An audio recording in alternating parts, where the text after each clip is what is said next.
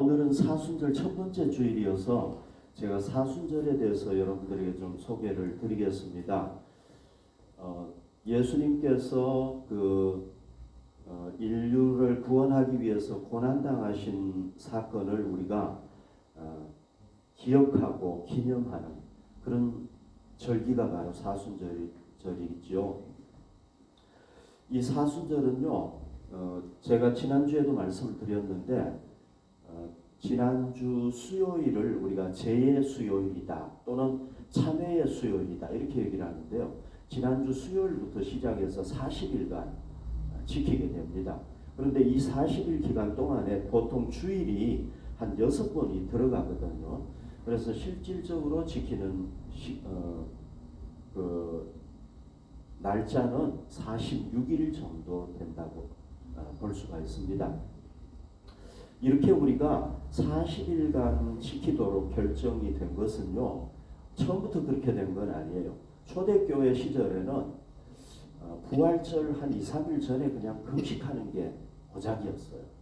그러다가 이제 우리가 잘 아는 대로 주후 325년에 니케아 공의회라는 아주 중요한 그 교회 회의가 있었는데요. 거기서 이제 40일을 지키자 이렇게 결정이 된 겁니다. 그리고 이제 제의 수요일부터 지키게 된 것은 그레고리 교황 때부터라고 할 수가 있습니다. 이건 뭐 그냥 여러분들이 알도록 참고로 제가 말씀드리는 거고요. 사순절 6번의 주일은요 다 이름이 있습니다. 라틴어 이름인데요. 이게 원래 그 라틴어로 이렇게 시작이 되다 보니까 그런데 사순절 첫 번째 주일은 인보카비트라고 얘기를 해요. 라틴어로 시편 91편 15절에 근거하는데 그가 내게 간구하리니 그런 얘기예요. 그가 내게 간구하리니 이런 얘기인데 요 인보카비트라는 말은요 라틴어 그 예배 때 그 첫 노래가 있잖아요. 그 노래의 첫 번째 가사가 바로 이거예요. 인보카비트입니다. 자, 우리 그리스도인들은 이 사순절을 어떻게 보내야 되느냐? 오락을 금하고요. 음식도 좀 절제할 수 있으면 절제하고, 그 다음에 기도하고 우리의 죄를 참회하면서 우리의 신앙을 다시 한번 돌아보는 그런 시간을 가져야 됩니다. 이번 사순절 기간 동안에는 우리가 좀 특별히 해야 될 일을 말씀을 드리자면은 예수님께서 우리를 위해서 당하신 고난이 무엇인가 그걸 좀 깨달았으면 좋겠어요. 그리고 예수님께서 나를 위해서 저렇게 고난을 당하셨구나 하는 걸 깨닫고 그거에 대해서 감사하고 예수님이 나를 위해서 저렇게 고난 당하셨는데 나도 예수님을 위해서 헌신해야 되겠다. 그렇게 결단을 할 수 있으면 좋겠어요. 여러분, 이 마태복음은요 누가 쓴 겁니까? 제자 마태가 쓴 거죠. 그죠? 마태는 또 다른 이름이 있었는데 레위라는 이름도 있었어요. 레위 마태 이렇게 되는데요. 혹시 여러분들이 그 최근에 예수님 영화를 보셨는지 모르겠는데 이 영화에 보면요 마태는 아주 지능이 뛰어난 사람으로 나와요. 머리가 아주 좋은 사람으로 나오는데요. 마태복음 9장 9절에 보면 예수께서 그곳을 떠나 지나가시다가 마테라 하는 사람이 세관에 앉아있는 것을 보시고 이르시되 나를 따르라 하시니 일어나 따르니라. 그러니까 이 사람은 어디에서 일했느냐 하면은 세관에서 일을 했단 말이죠. 그래서 세관에서 이렇게 일을 하다가 예수님이 날 따르라 하니까 따라서 제자가 된 사람이에요. 여러분 세관에서 이렇게 세금 거두는 사람으로 일하려면은 보통 머리 좋아가지고는 안 되겠죠. 그죠? 그래서 아주 지능이 좋은 사람으로 이렇게 묘사가 됩니다. 이 복음서, 네 복음서를 보면은요, 마태복음에 뭐가 자세하게 기록이 되어 있느냐 하면은 예수님의 산상보훈이 5, 6, 7장, 3장에 걸쳐서 이렇게 쫙 자세하게 기록이 되어 있거든요. 여러분, 이 마태가 아무리 지능이 뛰어났다고 해도 예수님이 얘기한 거를 다 기억을 하고 이걸 적지는 않았겠죠. 그죠? 어떻게 했겠습니까?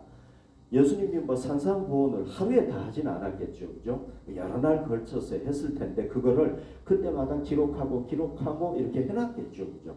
그러다가 나중에 이제 자기가 복음서를 쓸 때 그거를 쫙 활용했다고 볼 수가 있습니다. 그런데 하나 또 의문이 남는 게 뭐냐면은 오늘 본문에 나오는, 그러니까 동방 박사가 아기 예수님을 경배하고 돌아가고 난 뒤에 일어났던 사건을 또 기록을 해놨단 말이죠. 이거는 마태가 경험하지 않았던 거거든요. 이걸 어떻게 알고 기록을 했겠습니까? 자, 이 예수님의 그 탄생 사건이나 뭐 예수님이 애국으로 피난한 사건은 누가 제일 잘 알았겠습니까? 부모가 제일 잘 알았겠죠. 그러니까 아마 이 마태는 예수님의 어머니로부터 들었을 것이다. 듣고 이렇게 기록을 해놨다가 아마 자기 마태복음에 기록한 거다. 그거 어떻게 알 수 있느냐? 예수님의 어머니 마리아라든지 막달라 마리아라든지 이런 여자분들이요, 그 갈릴리에서부터 예수님을 쭉 따라다녔거든. 성경에 보면 그게 나와요. 그러니까 예수님의 어머니가 얘기했을 가능성이 있죠, 그죠? 그러든지 아니면은 예수님으로부터 직접 들었을 가능성도 있죠. 우리 알 수 없지만 아무튼 자기가 그 모른단 말이죠. 모르는데 누군가로부터 들었는데 잘 아는 사람으로부터 들었을 것이다. 이렇게 볼 수 있는 거죠. 어쨌거나 이렇게 기록을 해놓다 보니까 우리가 그거에 대해서 알 수가 있는 거죠. 그러면 우리가 한번 그 사건으로 한번 가봅시다. 자, 그 사건으로 가보면은 어떤 일이 일어났습니까? 요셉이 예수님의 아버지 요셉이 자다가 꿈을 꾸었는데 꿈에 누가 나타났느냐? 천사가 나타난 거예요. 나타나가지고 헤롯이 지금 아기 예수를 잡아서 죽이려고 하니까 곧 지금 당장 일어나가지고 애국으로 피난 가라 이렇게 얘기를 한 거예요. 여러분 저도요 꿈에 하나님께서 계시로 보여주신 게 있어요. 그러니까 저는 믿어요. 이렇게 했다니. 그래서 14절에 보면 요셉이 일어나서 밤에 언제? 밤에 꿈 꿨으니까 밤에 일어나가지고 누구를? 아기와 그의 어머니를 데리고 애국으로 떠나갔다. 제가 그림을 한번 찾아봤는데요. 요셉과 마리아가 밤에, 여기 보십시오. 별이 반짝반짝하는 밤에 누구를 데리고? 어린 아기 예수를 데리고 애국으로. 여러분 옛날에 뭐 택시 불러가지고 쫙 가는 거 아니잖아요, 그죠? 버스 타고 가는 것도 아니잖아요. 어떻게 갔습니까? 걸어가지고 갔을 거 아닙니까? 뭐 하루 이틀 걸려가지고 가는 것도 아니에요. 애기 데리고 가는데 뭐 빠른 걸음으로 갈 수 있겠어요? 못 가죠. 그러니까 이집트까지 가는데 여러 날 걸렸을 거랍니다. 애기 데리고. 쉽지 않았겠죠. 그리고 또 그 이집트에 가서 어린 아기 데리고 생활하는데 어려움이 많았죠, 그죠? 뭐 우리 여기 독일 분들은 그런 걸 잘 이해 못할 수도 있는데 여기 와서 사는 우리 한국 분들은 외국에 사는 어려움이 뭔지 알잖아, 그죠? 첫 번째 언어 문제 있죠. 문화적으로 낯설죠. 또요.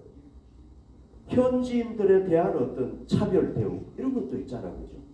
그리고 거기 가서 살려면은 여러분 뭐 집이 있나요? 거기 가면은 집이 다 준비되어 있나요? 아니잖아요. 집을 얻어야 되죠. 월세 내야 되죠. 생활비 내야 되죠. 이게 쉬운 게 아닌 거예요.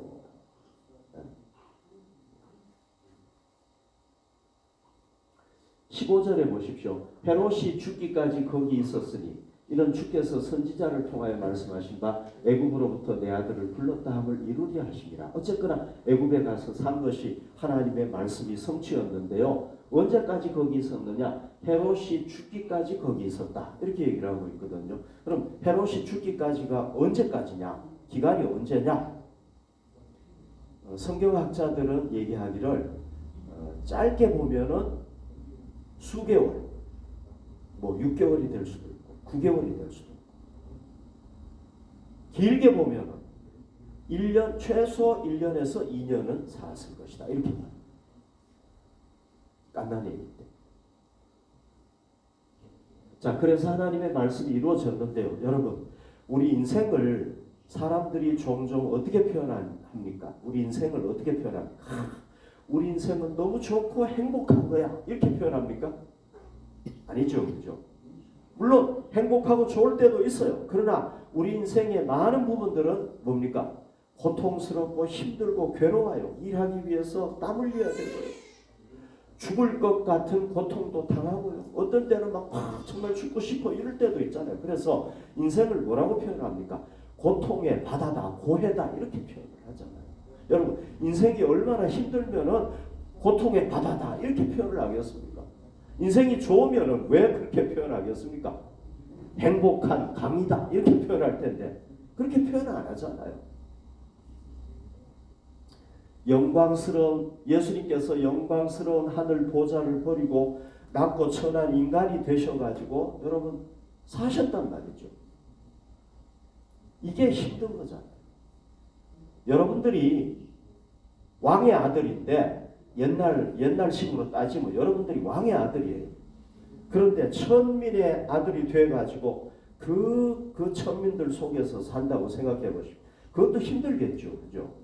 그런데 영광스러운 하나님께서 안 겪어도 되실 고난을 인간이 돼가지고 다 겪는 거예요. 여러분, 인간이 되면 어떤 걸 겪어야 됩니까? 질병도 겪어야 되죠. 욕도 먹어야 되죠. 이런 고통 다 겪어야 된단 말이죠. 그러니까 그런 걸 다 겪으신 거예요. 자, 예수님께서 언제 애굽으로 가셨느냐? 난지 한 40일쯤 됐을 때, 한 달 조금 지났을 때, 그러니까 이 포대기에 사여 있을 때 간 거예요. 자기 마음대로 움직이지도 못하는 거예요. 그때 간 거예요. 여러분, 저도 요즘 우리 박혜림 집사님은 아직 모르는 것 같은데 저는 이제 저희 손녀가 있잖아요. 에스더가 있잖아요. 얘가 이 먹는 거 하나도 다 배워야 돼요. 예, 처음에는 연한 음식 먹고 그 다음에 이빨도 이제 한 4개가 이렇게 나기 시작을 해요. 거기다가 지금 이제 걸어 다니는데요. 걸어 다니는 게 뭐 어느 날 이렇게 앉아 있다가 어느 날 딱 걷는 거 아니잖아. 그죠? 짚고 일어나가지고 걷는데 또 어때요? 뒤뚱 걷다가 탁 넘어져가지고 다치고 여기 까져가지고요. 여기 막 흉터가 지금 흉터 있는 것 같아요. 그러니까 이 걷는 것도 이게 쉽게 되는 게 아닌 거예요, 여러분. 우리가 지금 잘 걷잖아, 그죠? 이것도 감사한 거예요. 어린아이들은 이것도 다 배워야 된다. 이거 최소한 또 1개월 이상 배워야 되는 거예요. 그러면은 예수님도 여러분, 뭐 예수님이 어느 날 앉아 있다가 갑자기 나는 예수니까 이러면서 딱 일어났겠습니까? 아니겠죠, 그죠? 예수님도 우리하고 똑같이 걷다가 이렇게 쓰러져 가지고 까지기도 하고 다 경험했을 거란 말이죠, 예수님. 근데 예수님이 이걸 누구 위해서 경험한 겁니까? 우리를 구원하기 위해서 한 거죠. 그런데 기꺼이 이걸 예수님이 스스로 하나님께서 성부께서 얘기하셨지만 그러나 본인도 스스로 의지를 가지고 인간이 되신 거란 말이죠. 그러니까 참 우리가 이거에 대해서 그 어린 시절 다 거쳤다는 거에 대해서 그것뿐이 아니죠, 그죠? 또 그래도 우리는 아이들을 편안하게 키우잖아요. 근데 예수님의 부모는 어떻습니까? 그 40일 된 아이를 피난시키느라고 고생했죠. 남의 나라 애굽에서 거기서 애 키웠단 말이죠. 가장 중요한 시기를 거기서 키운 거예요. 그러니까 이런 걸 생각해 보면 너무 감사하다는 거죠. 얼마나 감사해요. 정말 어떻게 우리가 이걸 잘 생각해 보면은요 눈물 나도록 감사한 거예요, 이게 정말.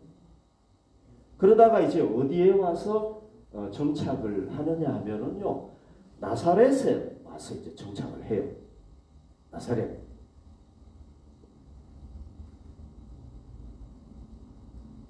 (23절에) 보십시오.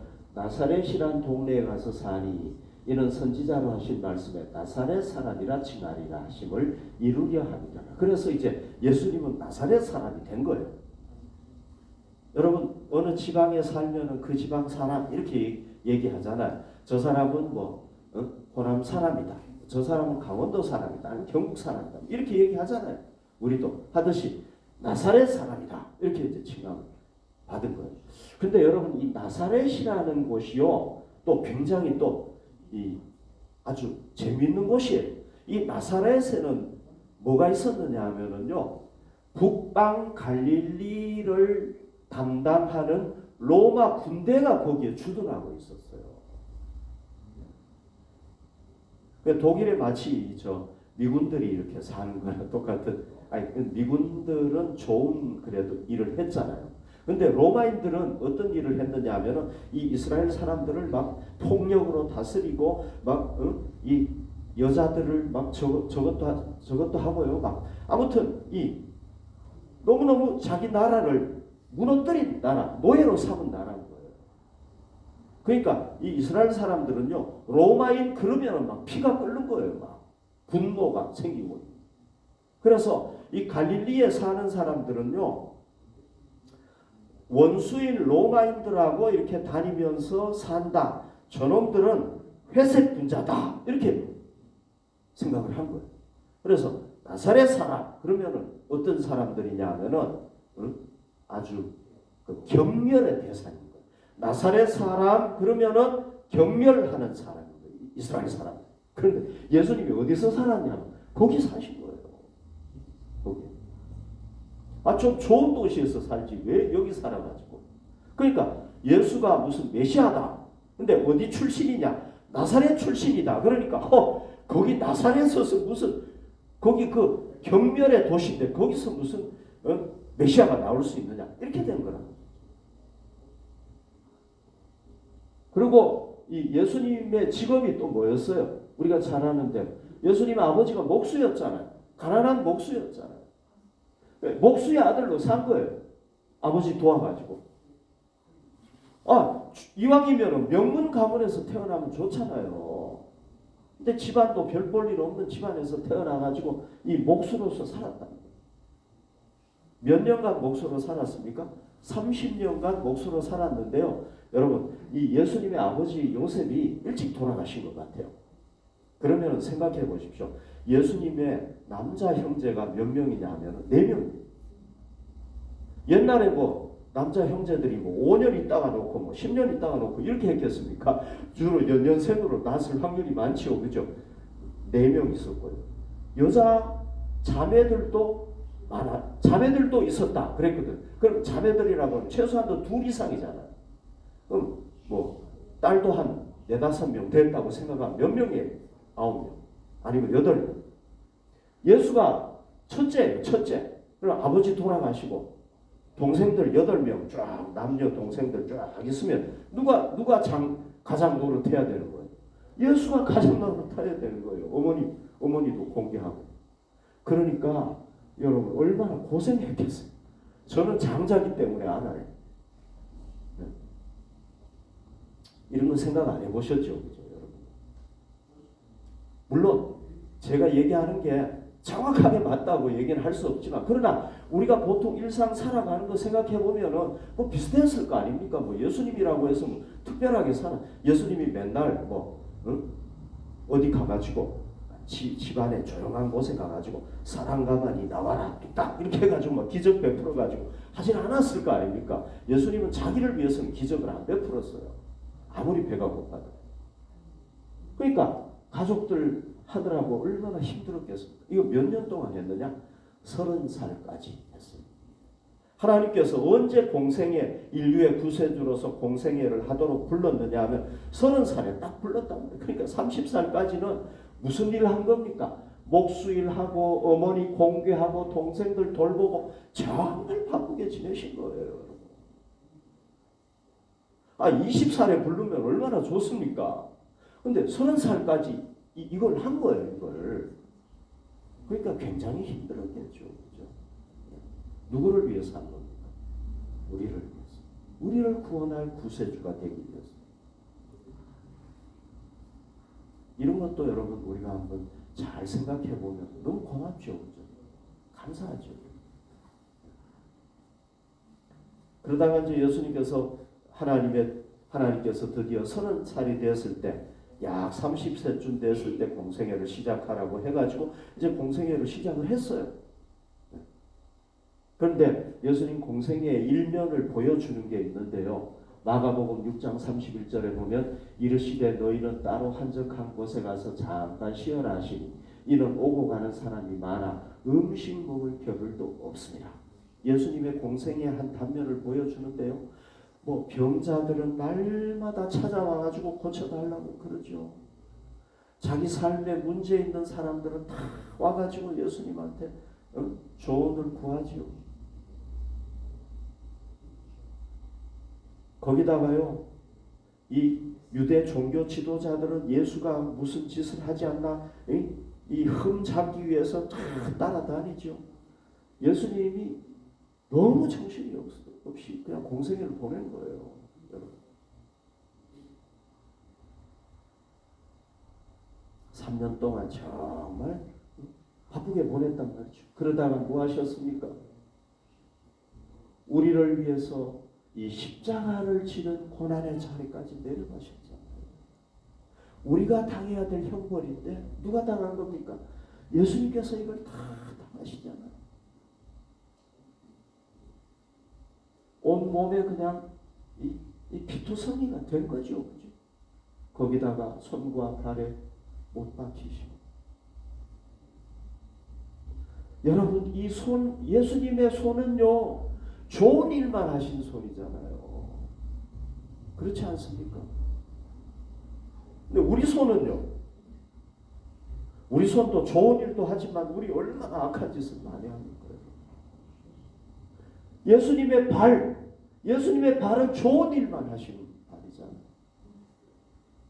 근데 우리는요, 그냥 발로 마음대로 돌아다닐 수가 있으니까 그냥 어디든지 가잖아요. 우리가 악한 짓을 얼마나 많이 합니까? 우리가 당해야 될 것도 예수님은 이거 당할 필요가 없는 거예요. 그런데 우리를 대신해서 다 당하셨잖아요.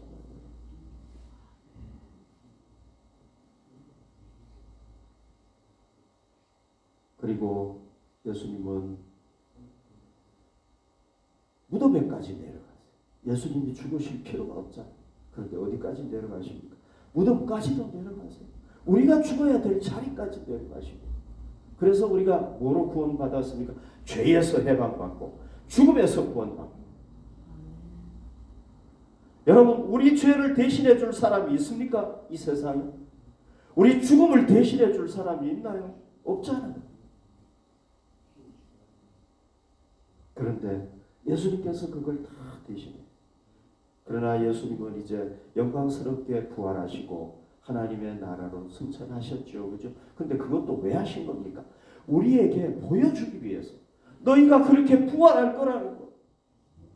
너희가 하나님 나라에서 영생할 거라 보여주기 위해서 그렇게, 증명하기 위해서 그렇게 하신 거예요. 우리를 죄와 죽음에서 구원하시기 위해서 인간이 되시고 모든 고난 다 당하신 거 생각할 때 우리가 정말 감사드려야 되겠죠. 그리고 우리에게 부활의 소망과 영생에 대한 은혜를 주신 것도 우리가 감사드려야 되겠죠. 자, 이 메시아 예수님과 관련해서 오늘 본문에 보면은요, 두 부류의 사람들이 나와요. 첫 번째는 메시아 예수를 거부하고 메시아 예수를 죽이려고 했던 헤롯이에요. 헤롯이 나오죠. 그죠? 이 헤롯이 보십시오. 16절. 이 헤롯이 박사들에게 속은 줄 알고. 그러니까 박사들한테 메시아가 있는 것을 알면 알려달라고 그랬거든요. 그러면 메시아가 죽게 되잖아요. 그래서 꿈에 하나님께서 바로 돌아가라 이렇게 했단 말이죠. 그러니까 기다렸는데 박사들이 안 오는 거예요. 그러니까 속았구나 하는 걸 알고 심히 노했다 그랬죠. 그죠? 심히 노했다는 건 뭐냐면요, 화산이 폭발하듯이 노했다는 거예요. 엄청나게 노한 거예요. 그래가지고 사람을 보내어 베들레헴과 그 모든 지경 안에 있는 사내 아이를 박사들에게 자세히 알아본 그때를 기준하여 2살부터 그 아래로, 그러니까 베들레헴과 그 주변에 있는 도시, 그 마을에 사내 아이를 죽이는데요. 2살부터 그 아래는 다 죽여. 그러니까 몇 명 죽었는지는 몰라요, 정확하게. 그 아이를 다 죽여버려요. 뭐 하기 위해서 그래서? 자기의 왕권을 지키기 위해서. 자기 권력을 지키기 위해서. 그렇게 합니다. 자기 권력을 지키기 위해서 인류의 구세주로 오신 메시아, 왕 중에 왕으로 오신 그 메시아를 없애기 위해서 그렇게 했다. 아주 잔인한 사람. 이 사람이 70살, 그래도 오래 살았어요. 70살까지 살다가 이제 죽었는데요. 이 사람의 마지막이 어떻게 됐을 것 같아요? 마지막이. 이 사람의 마지막에 대해서 기록을 해놨어요. 요세푸스라는 사람이 그 유대 역사를 쫙 기록을 했는데 그 중에서 고대사라는 그 기록에 보면 나오는데요. 이 사람이 헤롯이 꼭 마귀 같죠. 그죠? 마귀 같잖아요. 거기에 보면은요, 뭐라고 기록이 되어 있느냐면, 마지막에 병이 들어가지고 죽었는데요, 이 내장이 썩어버려요. 그러니까 여기에 뭐가 생기겠습니까? 내장이 썩으니까 이 벌레가 막 생기고, 그리고 계속해서 막 악취가 나고요. 계속해서 몸에 경련이 일어나는 거예요. 여기가 썩어가지고 악취가 나니까. 그러니까 얼마나 힘들었겠어요. 여러분들이 다리에 어쩌다가 경련이 한번 일어나면 어때요? 온몸이 막 난리죠. 그렇죠? 빨리 이렇게 풀어야 되잖아요. 그런데 온몸에 경련이 막 계속 일어났다고 생각해 보십시오. 얼마나 고통스러운지. 그런데 또 뭐 왕이니까 좋다는 약은 다 썼겠죠. 좋다는 의사 다 진료시켰겠죠. 그런데 뭐 좋다는 약, 세상에 좋다는 약을 다 구해서 써봐도 아무런 효과가 없는 거예요. 그래서 마지막에 죽었는데요. 어떻게 죽었느냐 하면은 잔인한 생각을 가진, 이 사람 잔인했잖아요. 그죠? 잔인한 생각을 가진, 그 표현이 너무 재밌어요. 잔인한 생각을 가진 인간의 모습을 한 그 괴물의 죽음과 같았다. 이렇게 얼마나 험악한 죽음을 죽었으면 괴물의 모습과 같았다. 이렇게 이게 고대사에 기록이 되어 있어요. 비참하게 죽었죠. 왜요? 메시아 예수를 거부한 거는 괜찮아요. 죽이면 없애버려요. 여러분, 우리가 헤롯의 자리에 있으면은 우리는 안 그럴까요? 우리도 그럴 수 있죠. 사실 우리도요, 우리 속에 헤롯 같은 악함, 잔인함이 있잖아, 그죠? 우리도 생각 속에서 얼마나 사람을 많이 죽입니까, 솔직히. 그죠? 살인하고. 그건 무슨 얘기예요? 우리도 그 자리에 있으면 그럴 수 있다는 얘기예요. 장담할 수가 없어요. 그런데 이런 악한 죄인을 구원하기 위해서 하나님의 아들이 이 세상에 오셔가지고 우리 대신 고난당하고 죽으셨다. 이거 정말 우리가 감사해야 되죠. 우리가 일생 예수님 떠나면 안 되겠죠. 반면에 요셉과 마리아 부부는요, 예수님을 위해서 헌신했던 사람이죠. 그죠? 철저하게 예수님을 위해서 헌신했던 사람. 22절 보십시오. 그러나 아켈라오가 그의 아버지 헤롯을 이어 유대의 임금됨을 듣고 거기로 가기를 무서워하더니 꿈에 지시하심을 받아 갈릴리 지방으로 나갔다. 자, 이 헤롯이 죽은 후에 아들 3명이 이제 나라를 이렇게 갈라가지고 통치하게 되는데요. 이 아켈라오가 유대 지역을 맡게 돼요.